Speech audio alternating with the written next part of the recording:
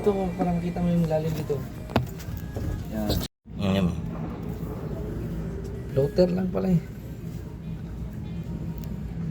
Ito, yung high pressure dito. Yung Nakikita mo yan, oh. Mm. Yung needle niya yun, oh. Pag mag-angat siya, nakaganon siya.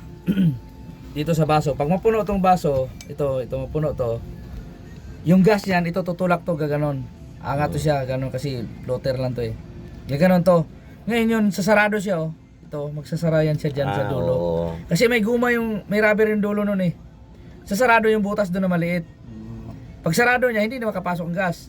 Oo. Pag bumaba na naman ang gas dyan, open na naman to, gaganon. Mm. Kaya umaatras yung ano. Yun oh. Needle. Ngayon pag puno na naman, angat na naman siya, sarado. Yan ang trabaho niyan, floater. Tsaka yung needle niya.